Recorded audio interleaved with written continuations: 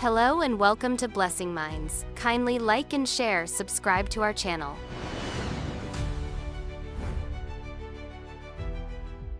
Hey everyone, and welcome to this explainer. Today, we are completely transforming standard financial advice into a really powerful, timeless framework. We're going to unpack the actual structural moves that historically build wealth.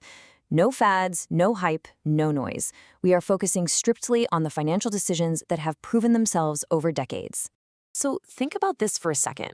What financial decisions actually survive every recession, bubble, and crash? I mean, it's the ultimate stress test for financial advice, right? Because true wealth, it isn't built on catching some lucky crypto wave or perfectly timing a super volatile stock. It's built on a handful of deliberate, repeated moves that literally just ignore the trends and weather any storm you throw at them. To get there, here's our lifecycle roadmap for today. First, building your financial foundation. Second, maximizing your earning potential. Third, the power of ownership. And finally, mastering the art of spending. All right, let's jump straight into phase one, building your financial foundation. You know, every time interest rates fall or a bull market is just roaring, someone on the internet is inevitably going to declare that cash is trash. And yeah, it feels kind of lazy just sitting there in a savings account, right? But that totally misses the point. Cash isn't supposed to make you rich. Cash is supposed to keep you from becoming poor. To put that into perspective, the average unexpected emergency expense in America is well over $1,000. If you don't have that cash buffer, just one medical bill or a random car repair can trigger a 25% credit card interest spiral. Or worse, it forces you to sell off your investments at the absolute worst possible moment. Basically, cash is your defensive shield. But what's really fascinating is how cash actually morphs from a defensive shield into this brilliant decision-making tool during historic crashes. Just look at 2008, or the market panic of early 2020. The people who had cash reserves, they didn't have to panic. While everyone else was forced into a fire sale, the prepared folks were able to step in and buy really quality businesses and assets at just impossible discounts. Actually, this is exactly why Warren Buffett's Berkshire Hathaway keeps tens of billions of dollars in cash. Having cash gives you the time to think, instead of forcing you to react. Look, we're all obsessed with investing to make more money, but let's actually run the math here. Say you want to improve your finances by $10,000 this year. You would need roughly $143,000 already invested, generating a solid 7% annual return just to make that happen. Most of us don't just have that laying around.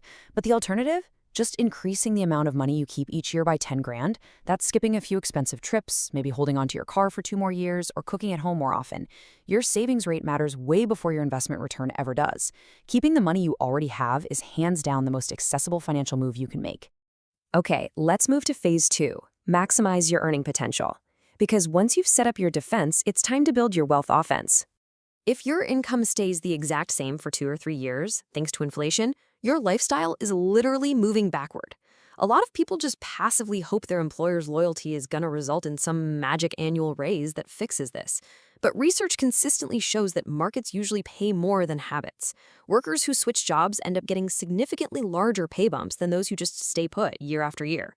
Loyalty is great, for sure, but relying on it financially turns your income into a passive expectation. You've got to treat your income like an active project. That means negotiating your salary, learning a highly specialized skill, or starting a side business. But hey, before you spend 10 years grinding to become exceptional in your career, spend 10 hours evaluating these 3 distinct ceilings. First, the income ceiling. What do the absolute top 10% of people in your field actually earn? If the best of the best cap out at a number that doesn't fit your goals, well, that's a hard ceiling. Second, the demand ceiling. Is your industry creating more opportunities than it did 5 years ago, or is it shrinking? And third, the ownership ceiling. Can you eventually own a piece of the pie, like agency equity or a partnership, or are you permanently stuck just trading your hours for a flat hourly rate? If these ceilings are too low, you need to pivot out of that career early on. And while we're on the topic of maximizing your money, we absolutely have to talk about negotiation. Most people only ever negotiate their salary, but almost nobody negotiates what they spend. If you negotiate a $10,000 raise at work, that's awesome. But if you negotiate $10,000 off the price of a house or a contractor's bill, you financially achieved the exact same outcome.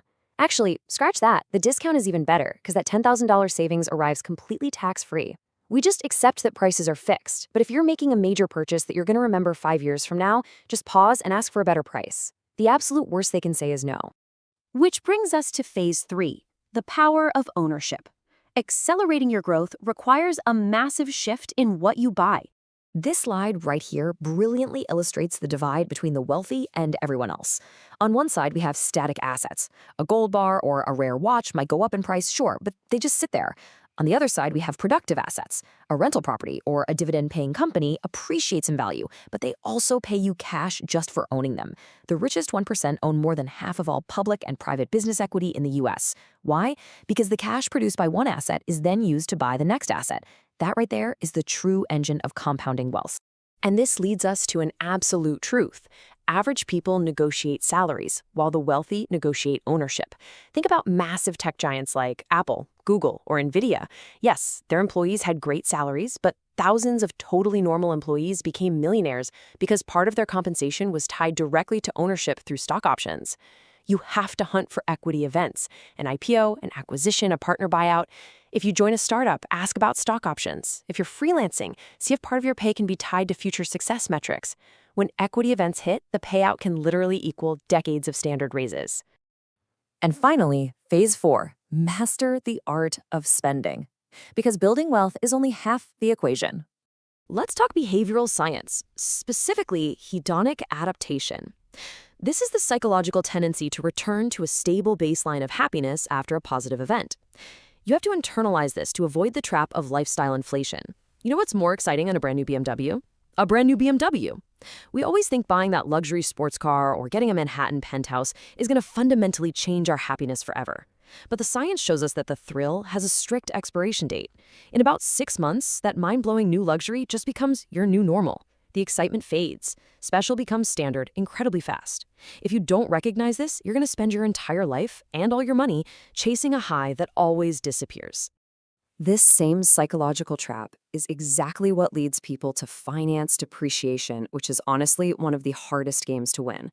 Financing a work truck to earn a living? That makes total sense. The utility and income you get from it outweighs the money you lose to depreciation and interest.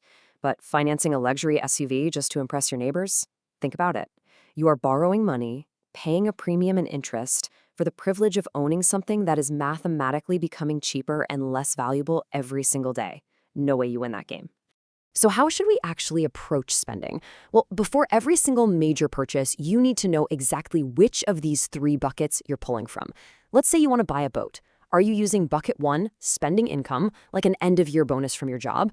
Are you using bucket 2, spending returns, where maybe the rent from a real estate property pays for it?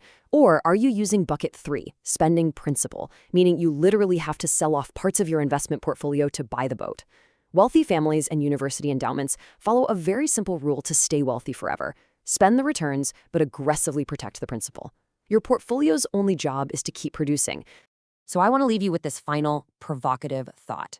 Sometimes selling an asset or dipping into your principal is absolutely the right move. Maybe it's to travel the world, help out your kids, or finally buy your dream home.